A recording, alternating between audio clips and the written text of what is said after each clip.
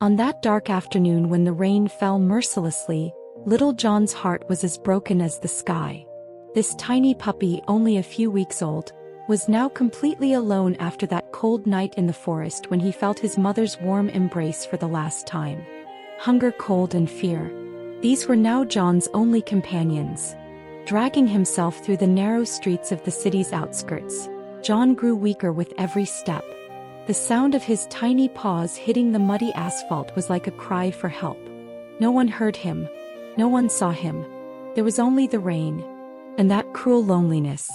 Sarah Matthews was driving home from work when she saw that small shadow caught in her headlights. At first she thought it might be a trash bag. But then, that small body trembled slightly. Sarah's heart stopped for a moment.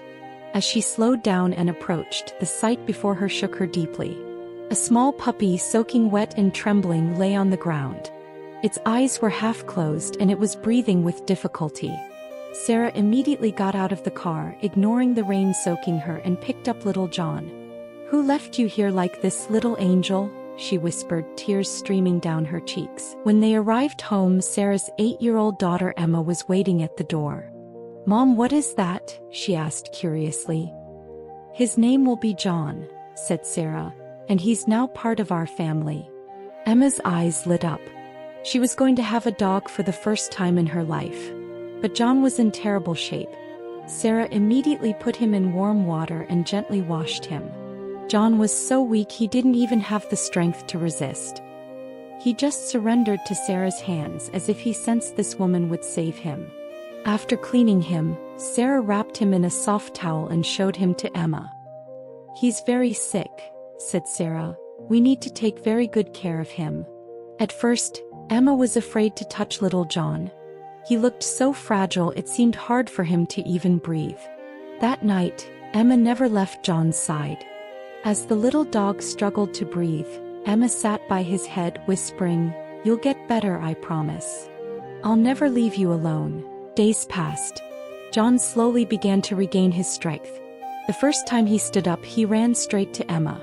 From that moment on, the bond between them became unbreakable. When Emma went to school, John waited at the door, greeting her when she returned. In the middle of the night, when Emma had nightmares, John would immediately come to her side and lay his head in her lap.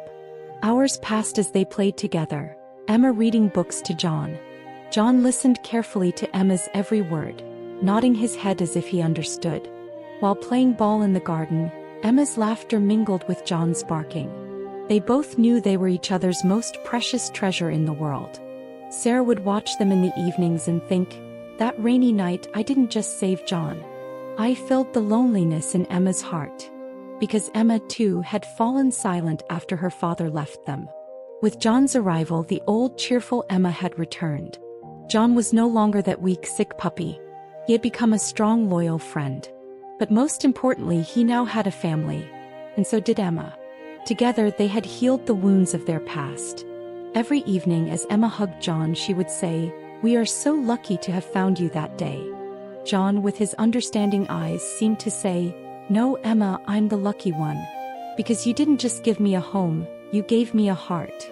And so, the story that began on a rainy night continued with the union of two hearts. Forever.